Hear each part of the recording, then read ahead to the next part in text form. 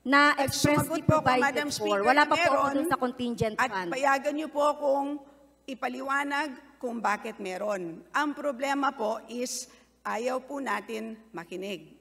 Gusto ko po, Madam Hindi po Speaker, ako ayaw ipaliwanag kung bakit... na ano po yung oras ko, Madam Speaker. Okay, parang nasasayang yung oras natin, Madam Speaker. So, I think hindi ko nakakayanin yung time kung papayagan po. Well, Madam Speaker, I will gladly give you every time, I mean, whatever time is needed to clarify this very important issue. Kahit na 2 oras po tayo dito, I will give it to you. One can force her opinion, but one cannot force her facts.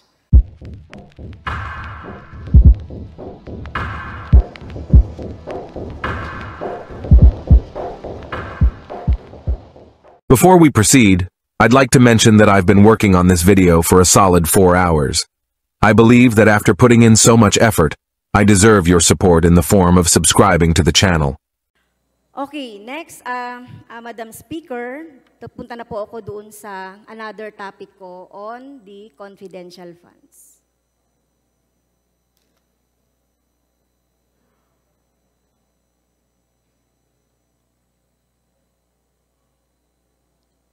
So, Madam Speaker, distinguished sponsor, my questions will be on the general provisions on the 2022 GAA and the 2024 GAA about confidential funds on the, okay, so yun. So, yung provision po ba ng confidential funds that is in the 2022 budget is the same as in the provision for 2024 budget. With respect to what, Madam Speaker? Ang tanong ko, number one, yun po bang general provisions ng confidential funds ng 2022 ay the same text as in the confidential funds in the 2024 budget? Parehas lang po ba sila ng text? O may kaibahan?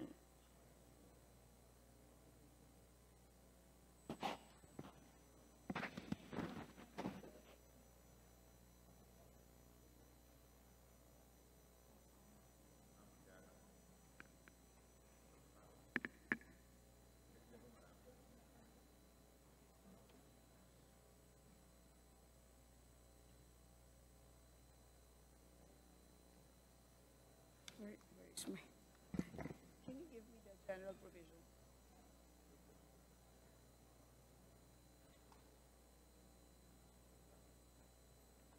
Parehas lang po ba ito? Or hindi? Kung hindi, ano po yung difference? Madam Speaker, they are identical. Okay. Thank you for that answer. So, malinaw po yung guidelines natin on confidential and intelligence funds na nakalagay sa general guidelines ng 2022 is the same as in the 2024 budget. Okay?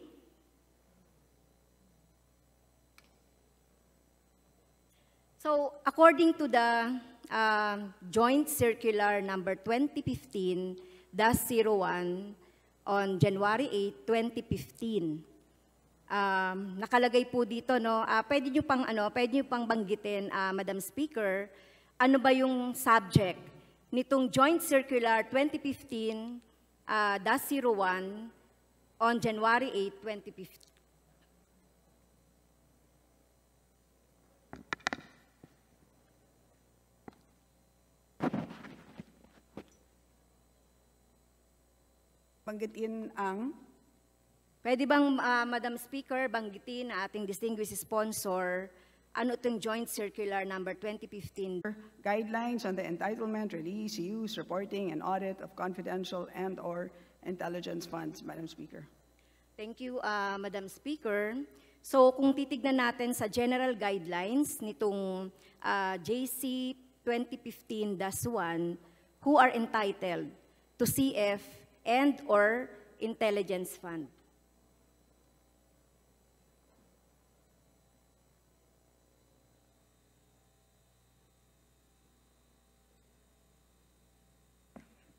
Madam Speaker, NGAs which are expressly provided budget allocation for CF and or IF under the GAA and or other laws, GOCCs as provided in their COBs, in respect only to CF as may be expressly authorized by the GCG under RA number 10149 and by the DBM for all other GOCCs and LGUs whose peace and order is a priority concern and which have duly allocated CF but not IF in their annual appropriation ordinances, provided that specific amount for POP is included in their peace and order and public safety plan, and provided further there is a specific appropriation for POP in their annual budget, that the computation of allowable CF of an LGU shall be based on the budget of the LGU's POP only.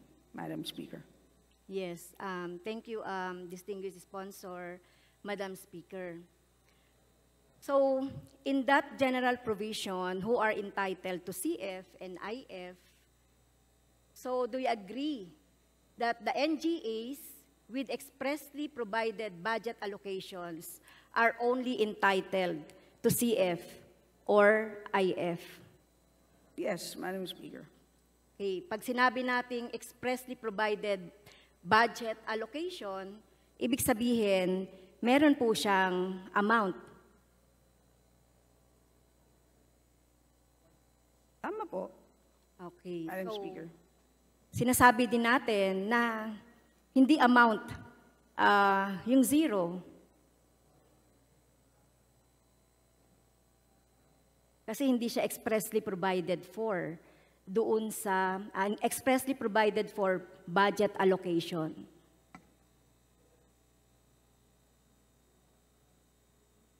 Ang tanong ko po, so hindi budget allocation ang zero? Tama po. Oh, wala. Okay, tama. So kung walang nakalagay, kasi maglalagay ka ng mga 000 doon sa NEP. So hindi talaga, kung wala talagang expressly provided for budget allocations, hindi ito entitled. So ano po yung prinsipyo behind that? Ang prinsipyo behind that, sa atin po, sa Kongreso, kaya natin hinihigpitan itong CF, dahil dahil ang Kongreso lang ang merong karapatan o merong authorization na maglagay ng budget allocation for confidential fund.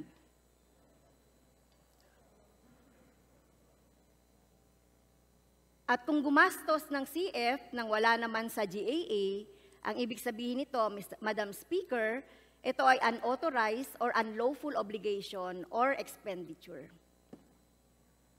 Tama po ba? Sorry. Pakiulit po, Madam Speaker.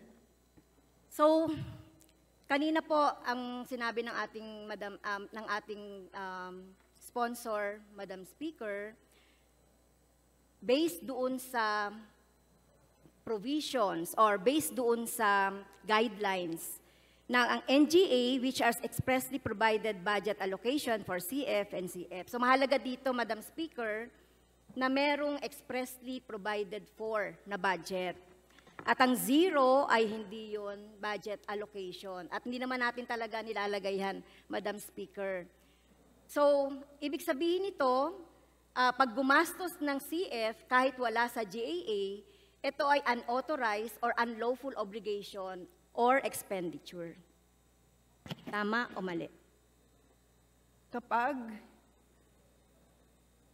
walang nakalagay na expressly provided for sa budget allocation, okay, at wala ito doon sa GAA, tama po. so ang paggastos nito ay unauthorized or unlawful obligation or expenditure. Tama po. Okay. Thank you, Madam Speaker. So ang OVP ba in 2022, is it entitled for the confidential fund? Tama po, Madam Speaker. Is the OVP, ulitin ko is the OVP entitled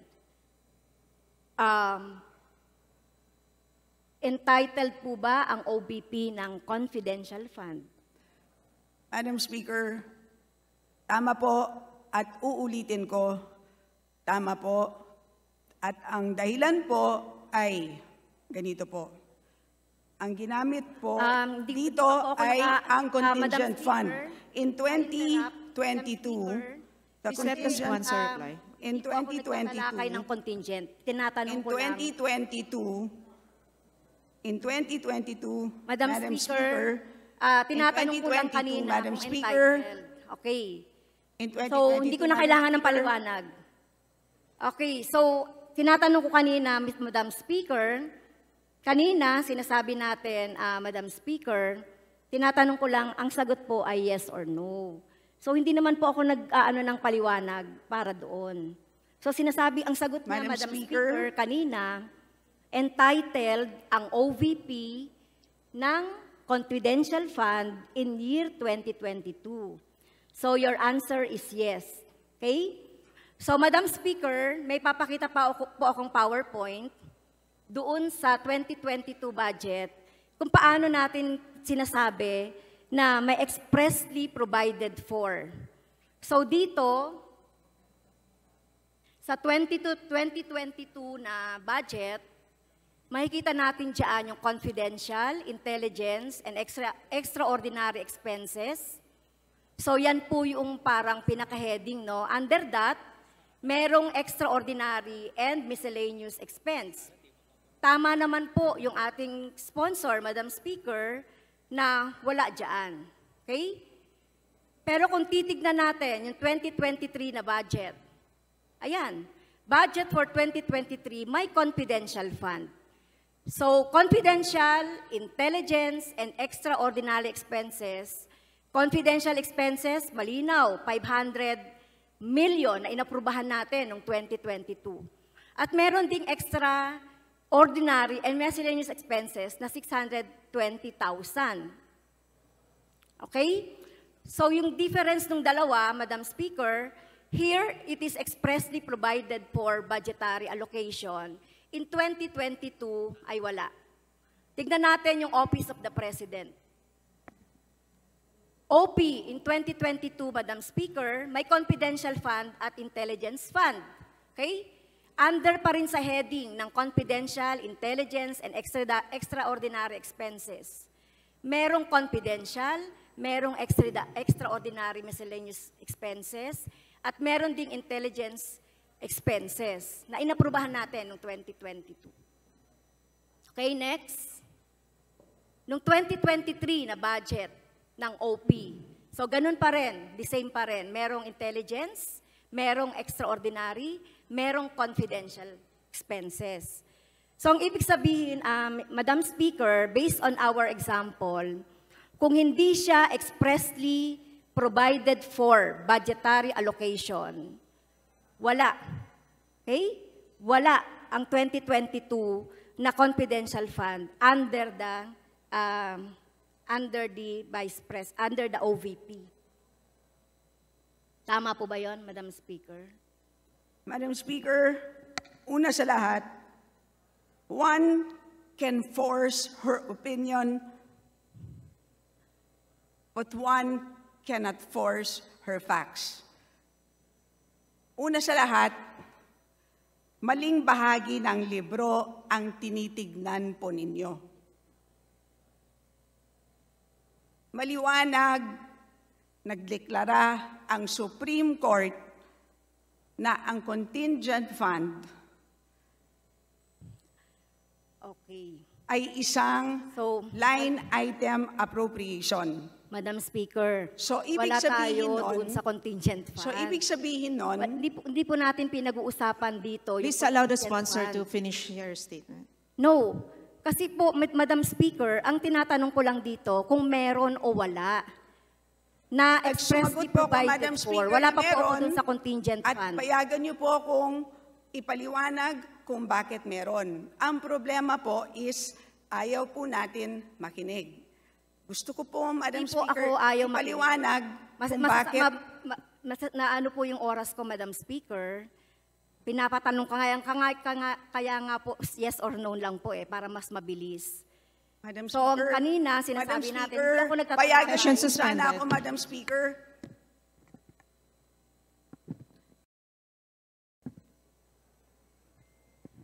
Thank you, Mr. Speaker. Madam Speaker.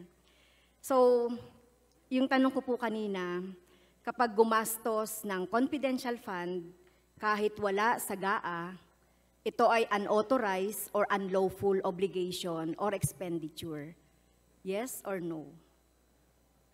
Honorable Stella Kimbo. Yes, Madam Speaker.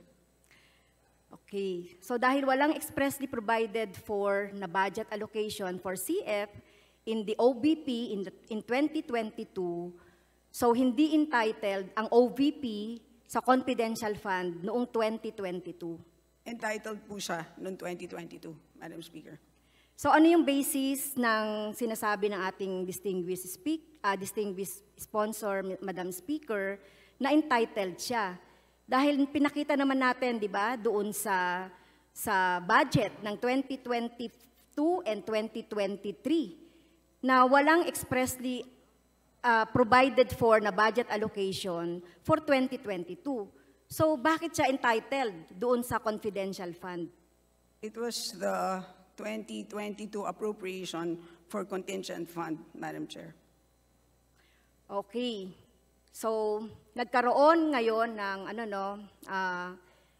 ng contingent fund na 125 million released on December 13 and disbursed by December 31, 2022. Tama po ba? Yes, Madam Speaker. Okay. Pwede ba na magbigay ang President ng confidential fund sa ibang ahensya o sa sarili niya ng walang authorization ng Congress?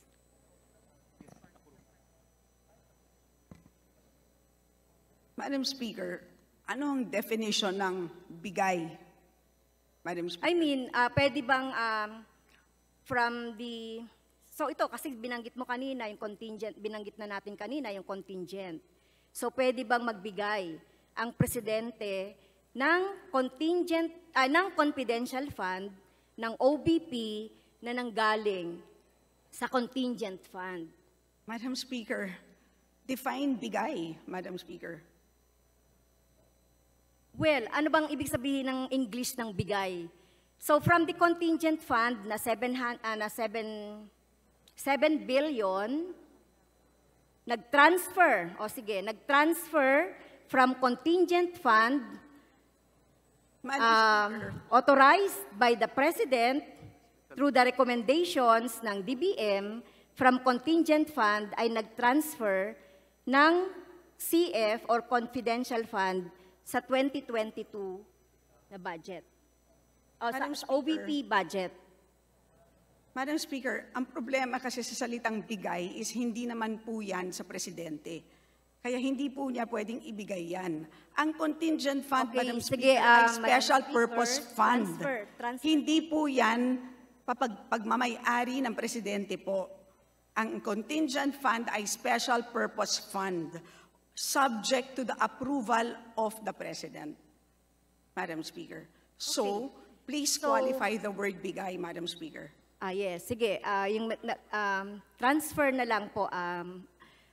Please siguro hindi qualify. Please maintindihan. define the word transfer, So, Madam Speaker. So kung nag-request ang OVP sa Office of the President ng CF Madam Speaker, o you yung cannot request from the President, Madam Speaker. So saan po nag-request ang OVP ng confidential fund? Madam Bakit Speaker, yan ang merong- problema sa ating Bakit meron sa Kasama. nakalagay sa financial report, yung SAOB, na nanggaling sa contingent fund. Okay? So, galing sa contingent fund, itong 125 plus yung Madam Chair, yung medical medical expenses na more than 90 million medical or financial expenses. So ang total nga niya na nanggaling sa sa contingent fund ay 221 billion 424. Madam Speaker, it is very clear that our colleague is confused about the nature of this fund, a special purpose fund. Okay. This is lodged with the DBM. Madam Speaker, So- hindi po ako confused. Alam ko po yung sinasabi ko. Okay? So based dun sa mga documents, so ang sabi mo kanina, no, sabi natin kanina, merong contingent fund na nakita naman natin ito, no, doon sa report ng Office of the Vice President mismo, na merong sa SAOB, Madam Speaker, yung SAOB, ito po yung Statement of Obligation, disbursement, balances, etc.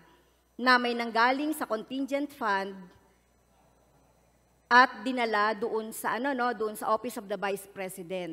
Isa ay confidential fund at isa po ay doon sa financial and medical fund or yes, medical or assistance. Okay, so 221 million yun. Okay, parang nasasayang yung oras natin, Madam Speaker. So, I think hindi ko nakakayanin yung time kung papayagan pa. Well, Madam Speaker, I will gladly give you Sige. whatever time is needed to clarify this very important issue. Kahit na 2 oras po tayo dito, I will give it to you. Okay, thank you, Madam Speaker. Thank you for our distinguished sponsor. So, kanina, ang sinasabi ko, Madam Speaker, At wala pong medical expense po dyan. Wala po ako nakita medical expense sa mga dokumento. okay? So, kung bibigyan lang ako ng pagkakataon, Madam Speaker, doon sa pinanggalingan nitong tinutukoy nating 125 million na confidential fund at saka doon sa tinutukoy nating 96.4 na medical or financial assistance kasi naka-reflect doon sa SARO. Kung pwedeng maipakita, Madam Speaker, sa PowerPoint, meron din po tayo noon, yung sa SARO,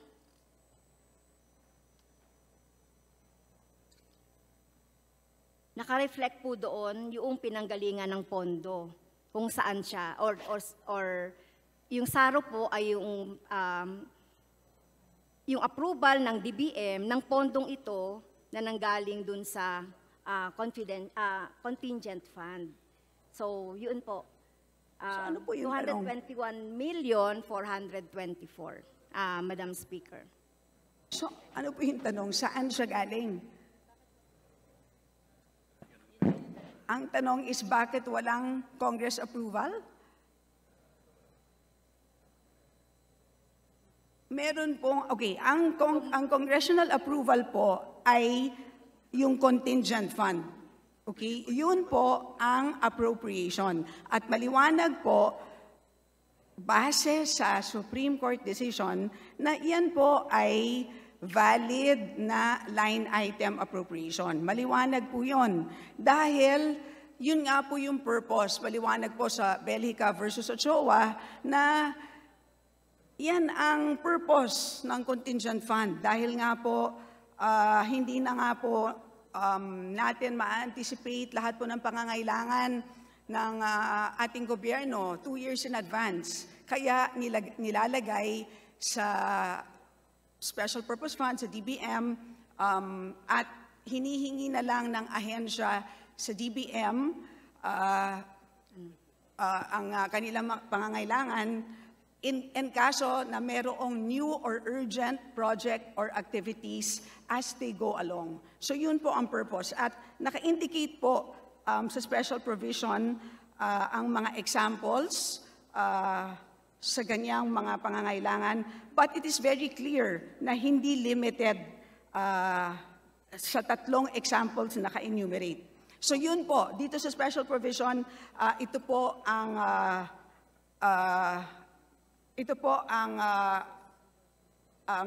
authorization sa paggamit ng contingent fund. Ngayon po, ang importante po is merong existing line item doon po sa Office of the Vice President. At maliwanag po, ang existing line item doon po sa Office of the Vice President 2022 GAA, which is the Good Governance Project and Social Services Project. Yun po yung existing line item, of which one of the objects of expenditure is confidential expense. Liliwanagin ko po. Ang confidential expense is not a line item. Hindi po siya line item. Hindi po lahat na nakikita ninyong salita doon sa NEP o sa GAA ay line item. Hindi po. Ang line item lamang sa NEP o sa GAA ay ang tinatawag na projects, activities, or programs. Yung PAP, yun lamang po ang line item. Ang iba po doon, yung objects of expenditure, hindi po yung online item. Tulad ng PS, MOOE, capital outlay, yung pong supplies, traveling expenses, hindi po yung line item. Ang tanging line item ay yung mga tinatawag na PAP. Ang PAP doon sa OVP 2022 budget na kung saan kasama ang confidential expense ay yung nabanggit ko na nga po na Good Governance, Engagements, and Social Services Project. Kaya po, sinasabi natin na authorized po, expressly allowed po itong confidential expense noong 2022. Thank you, Madam Speaker. Pero hindi pa rin niya sinasagot po yung tanong ko. Tingin natin itong sinasabi nating confidential fund, huwag nating pagbanggain yung confidential and the general provision yung special provision ng contingent fund at saka yung special provision. Dahil ipinakita ko naman talaga yung dokumento at hindi naman maikakaila, yung 2022 at saka yung 2023 na expressly provided for dapat yung budget ng confidential fund. Okay? At kung gagamitin man ito doon sa mga projects or doon sa programs na binabanggit na good governance, etc., dapat po meron talagang expressly provided for budget allocation for confidential funds. So yun po yung gusto nating linawin doon.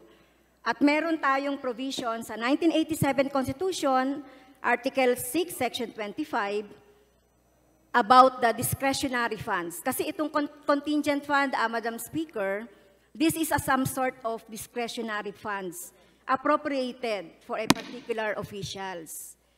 Ang sinasabi po dito sa Article 6, Section 25, discretionary funds appropriated for particular officials shall be disbursed only for public purposes to be supported by appropriate vouchers and subject to such guidelines as may be prescribed by law.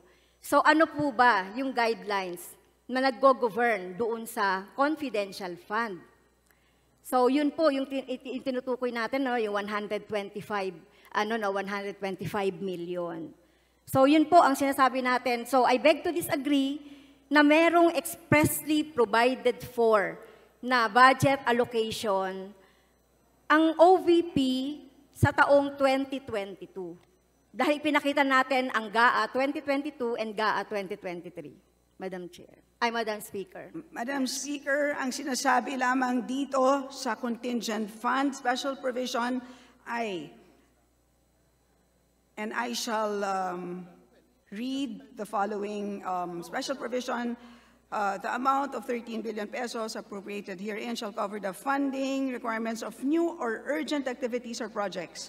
So yun lang po ang kailangan, na merong new or urgent activity or project. At pinakita natin na merong ganong klaseng activity at sinabi ko na po earlier, at ang pangalan ng activity na yon ay yun na nga po, good governance, engagements, etc. So, yun na po, pinakita na po natin, yun na po ang sinatisfy na po natin ang conditions stated here dito po sa ating special provision.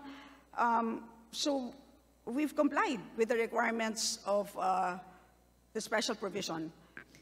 Okay, Yes, Madam we have Chair. extended another 7 minutes, and if Honorable Castro can wrap up her last question. So, Madam Speaker, hindi pa rin po ako satisfied na doon sa sagot. So, yung special provision on contingent fund must be implemented in consistent with the general provision on confidential funds.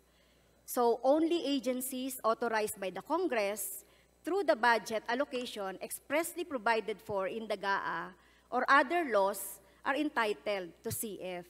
Okay? Kung merong expressly provided for. So, yun po yung pinaka-ano yung pinaka-key. Kung dapat ba o dapat na magkaroon ng contingent fund ang isang ahensya. Otherwise, Madam Speaker, yung executive can grant itself CF and IF na unchecked.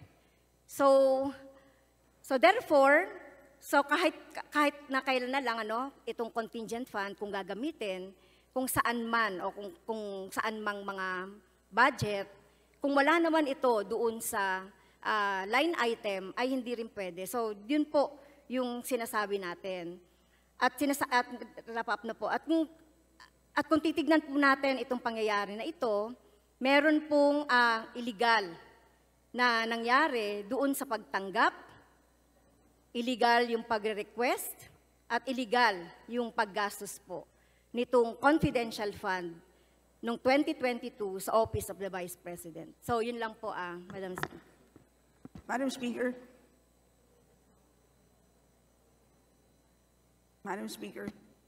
Yes, Honorable Stella Kimbo, please. You may Just to proceed. note, again, I just want to state that the Supreme Court has ruled on the constitutionality of the contingent fund. Again, the purpose of the fund is to cover funding requirements for the unforeseen or urgent projects that would arise during the year, and it is really impossible for Congress to identify such contingencies, and so such fund really needs to, there's a purpose for that kind of a fund. And also, in the Belgica versus Ochoa case, it is very clear that the contingent fund was validated as a line item appropriation. So I want that clear. It is a line item appropriation. Well, Majority Leader. Madam Thank you very Speaker, much. pwede ko bang Majority Leader. Madam Speaker. So otherwise, I will manifest for second round. Madam Speaker, I move that we recognize the Honorable Deputy Speaker Sid Ungab for a rejoinder. The Honorable Sid Ungab, you're recognized. Madam Chair, ladies and gentlemen of this chamber, good afternoon. Much has been said about this topic on the 125 million confidential funds. So I decided to do some research, being a former chairman of this committee. And I just want to explain this, that the 125 million confidential funds went through the proper procedure. It was requested by the OVP to DBM. DBM evaluated it and requested the approval of the Office of the President. and the President himself approved to release from the special purpose funds. The special purpose funds, that includes the contingency fund, which is the source of those 125 million plus something like another amount for other expenditures. Madam Chair, during the discussions, the senior vice chair of the Committee on Appropriations had repeated many times the legality of the contingency fund. Aside from that, contingent fund are being provided for new and existing. In other words, pwedeng new. It seems that the confusion is the thinking that this is an augmentation. This is not an augmentation. This is a new appropriation from the contingency fund. And I would like to read yung sinasabi na kailangan ng budgetary item, doon yun sa rules of augmentation. And that has been the ruling, yes, in the DAP and other cases. But in this particular case, rules of augmentation does not apply because the funds came from contingency fund. Now, let me read the rules on augmentation. Augmentation is the act of the constitutional officers authorized to use current year savings in the respective appropriations to cover actual year deficiencies in any existing item of appropriation within the respective offices. A deficiency is an item of appropriation may result from, okay, 1, 2, 3. 1, 2 deficiencies. Next paragraph. The particulars of the expenditures to be funded should be within the scope of covered by existing activity or project. Yun, pag augmentation, kailangan mo, kung galing ka sa savings, there must be an existing budgetary item. This is not coming from savings. This is not coming from augmentation. This is coming from contingency fund, which allows new and existing appropriations. Medyo tumatanda na ako dito. If you were present in my lecture for the new fights, giklaro ko yan. These are the special budgetary provisions, special purpose funds, covered by special provisions, covered by general provisions. So the general provisions on which the funds came from will the one that will govern the release. And it is covered by a general provision or a special provision. So this is not augmentation. Kaya pwedeng walang budgetary item. So that's my explanation, Madam Chair. I hope I was clear with that. Thank you, Diaz Dungab. Majority Leader.